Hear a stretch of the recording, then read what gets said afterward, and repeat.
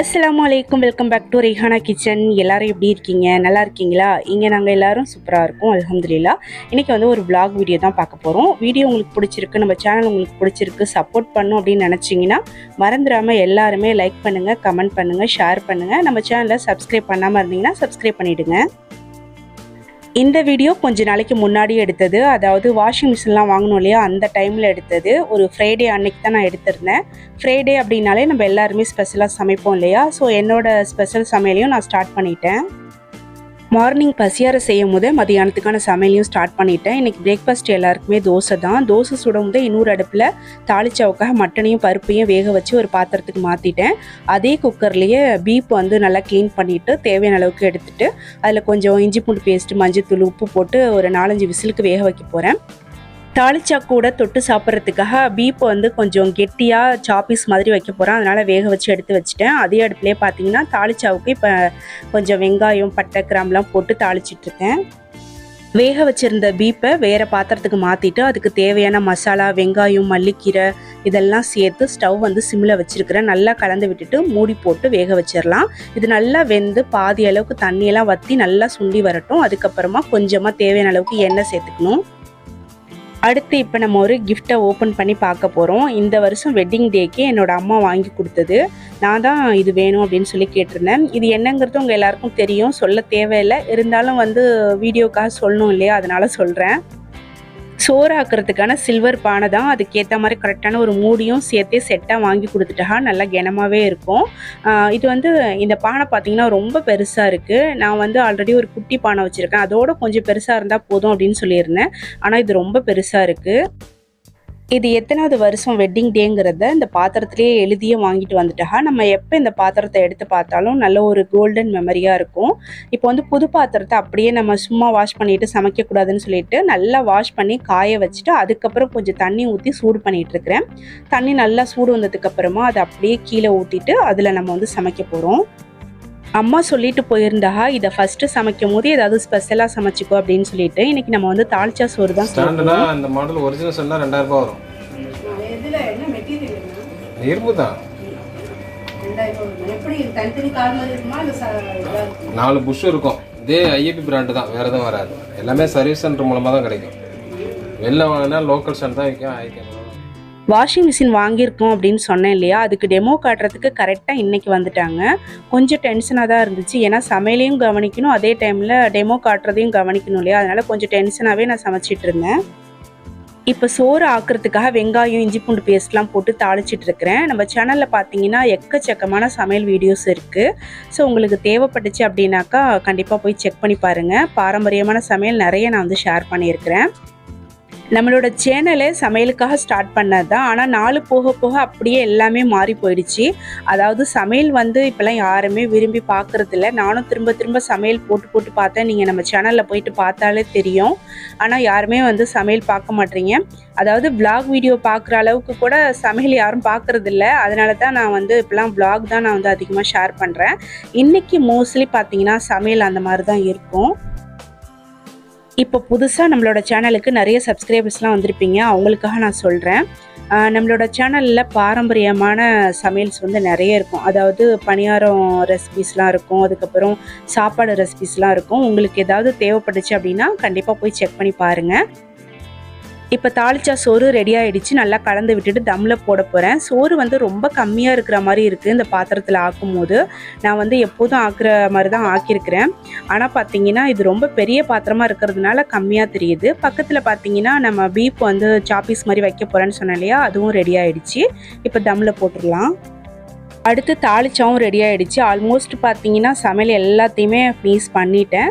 அதுக்கப்புறமா நமக்கு வந்து சொல்லவா வேணும், நிறைய வேலை இருந்துச்சு அன்றைக்கி. கொஞ்சம் வீடெல்லாம் க்ளீன் பண்ணினேன். அதுக்கப்புறம் ட்ரெஸ் எல்லாம் நிறைய துவைக்க வேண்டிய இருந்துச்சு. நம்ம ரேஹானா பாருங்கள் விளாண்டுருக்காங்க.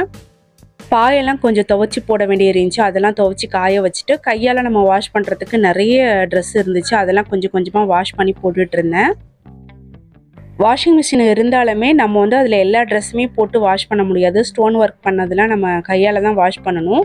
நான் வந்து அந்த மாதிரி ட்ரெஸ்லாம் பார்த்தீங்கன்னா ஷாம்பு போட்டு கையாலேயே வாஷ் பண்ணிடுவேன். மேக்ஸிமம் பார்த்தீங்கன்னா என்னோடய புர்கா ஷால் இதெல்லாம் நான் வந்து ஷாம்பு போட்டு தான் வாஷ் பண்ணுவேன். இப்போ எல்லா வேலையும் முடிச்சுட்டு ரிலாக்ஸாக உட்காந்து சாப்பிட்லாம் அப்படின்னு சொல்லிட்டு எல்லாத்தையும் எடுத்து வச்சுட்டு உட்காந்துட்டேன். கொஞ்சம் லேட்டாகவே ஆயிடுச்சு. இதெல்லாம் பார்த்தீங்கன்னா இந்த மாதிரி சமையல் செய்யும் போது கொஞ்சம் சூடாக இருக்கும்போதே சாப்பிட்டா தான் நல்லாயிருக்கும், டேஸ்ட்டாகவும் இருக்கும். கொஞ்சம் எப்போதும் இல்லாத மாதிரி கொஞ்சம் நிறையவும் சாப்பிட்லாம். பட் கொஞ்சம் டைம் ஆகிடுச்சு, ஆனால் சூடாக தான் இருந்துச்சு. இப்போ எல்லோரும் ஒன்றா சேர்ந்து உட்காந்து சாப்பிட்டுட்ருக்கோம். ரியாஸ்க்கு வந்து காலையிலேயே லஞ்ச் பாக்ஸ் வந்து ரெடி பண்ணி கொடுத்துட்டேன். அவர் இனிமேல் நைட்டு வந்து தான் சாப்பிடுவார். நம்ம ரெய்ஹானாக்கும் சாப்பாடு ஊட்டி விட்டு ஸ்கூலில் விட்டாச்சு. இப்போ நாங்கள் 3 பேரும் மட்டும் தொழுதுட்டு வந்ததுக்கப்புறமா சாப்பிட்டோம். இப்போ நீங்கள் பார்த்துட்ருக்கிற இந்த வீடியோ ரீசெண்ட் டேஸில் எடுத்தது. அதாவது ஒரு 20 டேஸ் இல்லைனா 25 டேஸ்க்கு முன்னாடி எடுத்திருப்பேன் அப்படின்னு நினைக்கிறேன். எங்கள் ஊரில் மாங்கனி திருவிழா அப்படின்னு சொல்லி வருஷம் செலிப்ரேட் பண்ணுவாங்க. நாகூர், நாகப்பட்டினம், திட்டச்சேரி இந்த சைடில் இருக்கிறவங்களுக்குலாம் கண்டிப்பாக தெரியும் மாங்கனி திருவிழானா என்னன்னு சொல்லிட்டு. ஏன்னா அங்கேருந்து இங்கே எல்லாருமே வந்திருப்பீங்க. தெரியாதவங்களுக்காக நான் வந்து சொல்கிறேன். இந்த மாங்கனி திருவிழா டைமில் ரோட்டோட 2 சைட்லேயும் நிறைய ஷாப் இருக்கும்.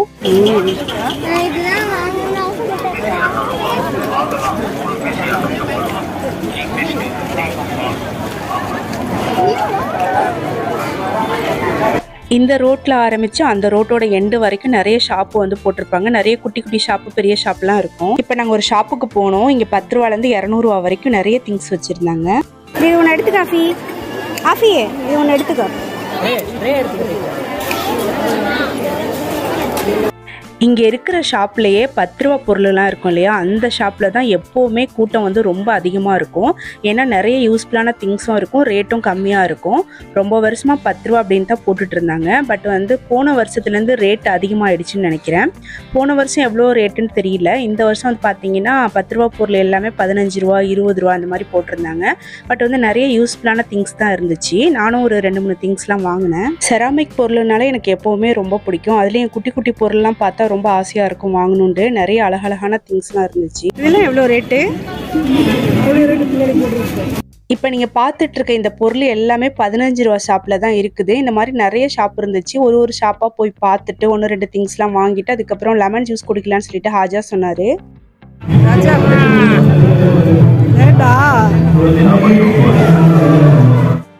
இது வந்து லெமன் ஜூஸ் தான். ரேட்டு பார்த்தீங்கன்னா 20 ரூபா. சால்ட் அண்ட் ஸ்வீட் 2 விதமாகவும் கொடுக்குறாங்க. ஹாஜா வந்து சால்ட்டும், ரெய்ஹானா வந்து ஸ்வீட்டும் வாங்கி குடிச்சாக. நானும் கொஞ்சமாக அஹாக்கிட்டேருந்து வாங்கி ஷேர் பண்ணி குடித்தேன்.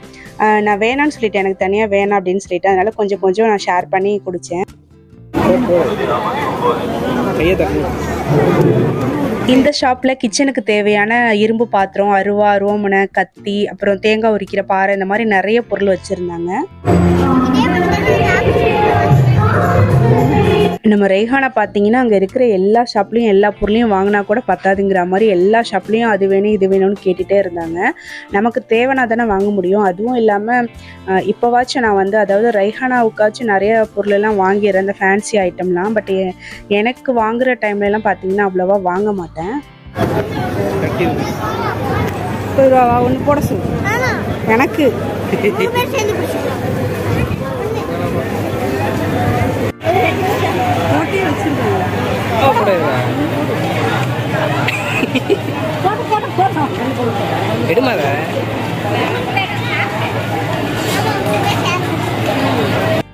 எல்லாருமே கரும்பு ஜூஸ் குடிக்கலான்னு சொல்லிட்டு இந்த ஷாப்புக்கு வந்தோம். ஆனால் ரேட்டு கொஞ்சம் அதிகம், அளவுமே கம்மியாக தான் இருந்துச்சு. சாதாரண டைமில் கூட 20 ரூபா 25 ரூபா அந்த மாதிரி தான் இருக்கும்னு நினைக்கிறேன்.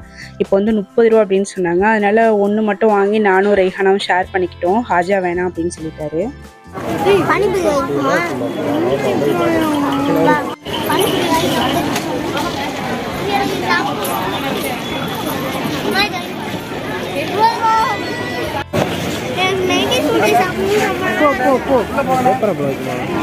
போய் பாரு என்னன்னு பாரு. 10 ரூபா 10 கொல்லிமலை சட்டை உள்ள போங்கம்மா.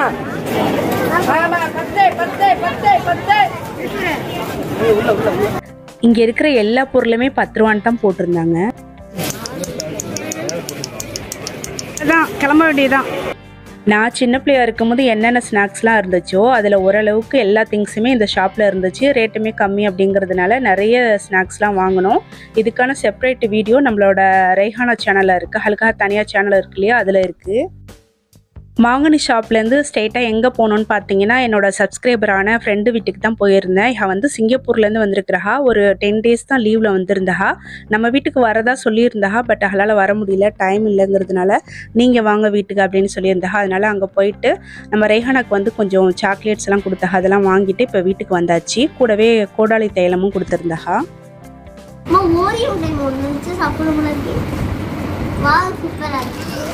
இப்போ நாங்கள் வந்து மாங்கனி திருசால வாங்கின பொருட்கள் தான் பார்க்கலாம்.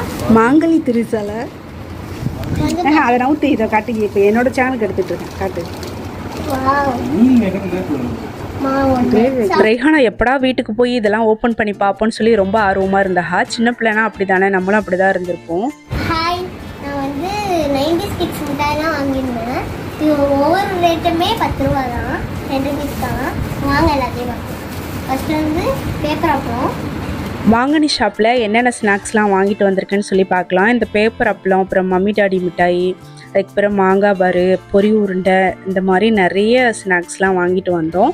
எனக்கும் ரெய்ஹானாக்கும் சேர்த்தே வாங்கிட்டு வந்தேன். அதுக்கப்புறம் இந்த சிகரெட் மிட்டாய், பென்சில் மிட்டாய், ஆரஞ்சு மிட்டாய், அதுக்கப்புறம் வந்து அடுத்து மசாலா பொருள் கூட வச்சுருந்தாங்க நிறைய. பட்டை, கிராம்பு, ஏலக்காய், ஜீரகம், மிளகு, இதெல்லாம் கூட 10 ரூபா தான். ஸோ அதுவும் நிறைய வாங்கிட்டு வந்தேன். ஓகே, பாய் சொல்லிடு. ஓகே, பாய். லைக் பண்ணுங்க, ஷேர் பண்ணுங்க, சப்ஸ்கிரைப் பண்ணுங்க. Thank you. மாங்கனி ஷாப்பில் வாங்கிட்டு வந்த எல்லா பொருளையும் பார்த்துட்டு எடுத்து வச்சுட்டு, வாங்கிட்டு வந்த ஸ்நாக்ஸ்ல எல்லாம் ஒன்று ஒன்று எடுத்து சாப்பிட்டுட்டு அதை எடுத்து வச்சாச்சு. அதுக்கப்புறம் சிங்கப்பூர்லேருந்து வந்து கொடுத்தாங்கன்னு சொன்னேன் இல்லையா, சாக்லேட்டு, பிஸ்கெட்லாம், அதையும் உடனே ஓப்பன் பண்ணி அதுலேயும் வந்து ஒன்று ஒன்று எடுத்து சாப்பிட்டாச்சு. நாளைக்கு ஓப்பன் பண்ணலான்டா ரெய்ஹானா கேட்கவே இல்லை. மம்மியும் இருப்பாங்க, டாடியும் இருப்பாங்கன்னு சொன்னாங்க. ஆனால் எனக்கு மம்மி மட்டும் தான் தெரியலாங்க, டாடியே தெரியல. திருப்பி பாரு. ஆமாம், கண்ணாடி போட்ட மாதிரி. அவ்வளோதான் நாங்கள் வாங்கினது. மாங்கனி ஷாப் வந்து 1 month வரைக்கும் இருந்துச்சு. இப்போ எடுத்துட்டாங்க. ஒரு 4-5 டைம் வந்து நான் போயிருப்பேன். போகிற டைம்லலாம் 2-3 திங்ஸ் வாங்கிட்டு வந்துடுவேன். அன்னைக்கு வந்து இது மட்டும் தான் வாங்கியிருந்தேன். ஓகே, இந்த வீடியோ பிடிச்சிருந்தா லைக் பண்ணி, கமெண்ட் பண்ணி, ஷேர் பண்ணுங்கள். அடுத்த வீடியோவில் பார்க்கலாம். பாய்.